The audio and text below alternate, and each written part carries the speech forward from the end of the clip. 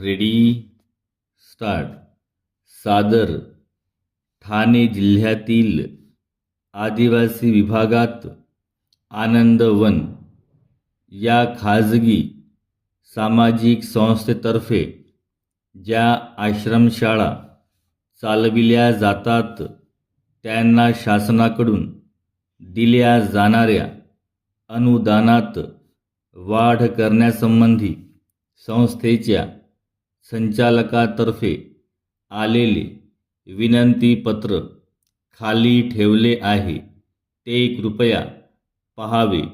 या संस्थेतर्फे ठाणे जिल्ह्याच्या ग्रामीण भागात एकूण 11 आश्रमशाळा चालविल्या जात असून त्या शाळांतून एकूण 550 आदिवासी मुले व मुली निवासाच्या सोयीसहित शिक्षण प्राप्त करीत आहेत, असे संस्थाचालकांनी आपल्या पत्रात नमूद केले असून प्रत्येक विद्यार्थ्यांमागे 30 रुपये व विद्यार्थिनीमागे 50 रुपये असे अनुदान त्यांना दिले जाते.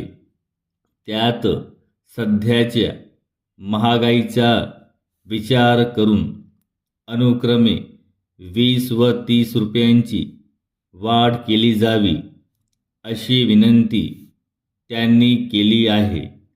संस्था चालकांनी आपल्या पत्रात असेही नमूद केले आहे की आश्रमशाळेतील प्रत्येक निवासी विद्यार्थीनीस झोपण्यासाठी सतरंजी, कपडे ठेवण्यासाठी लोखंडी पेटी आणि जेवणासाठी ताटवाटी दिली जाते.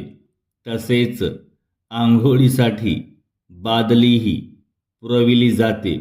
या सर्व गोष्टीशिवाय विद्यार्थिनींना डोक्यांना लावण्यासाठी तेल व साबण दिला जातो.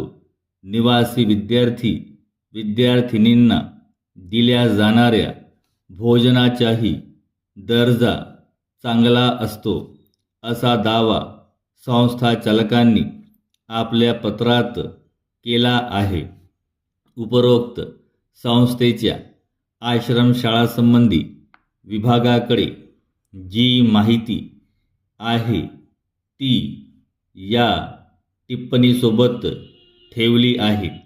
तीवरून असे दिसून येईल की या आश्रमशाळांच्या व्यवस्थापनाचा दर्जा सर्वसाधारणपणे चांगला असून त्यासंबंधी उल्लेखनीय अशा तक्रारी या विभागाकडे अद्याप पावेतो तरी आलेल्या नाहीत. आजपर्यंत या आश्रमशाळांची आकस्मिक पाहणी 3दा करण्यात आली असून शेवटची पाहणी करून वर्ष होऊन गेले आहे. त्या पाहणीचा अहवालही खाली ठेवला आहे. संस्था चालकांच्या विनंतीबाबत अंतिम निर्णय घेण्यापूर्वी पुन्हा एकदा वरील शाळांची तपासणी करणे योग्य ठरेल. समाज कल्याण अधिकारी ठाणे यांना पाठवावयाच्या पत्राचा मसुदा मान्यतेसाठी सादर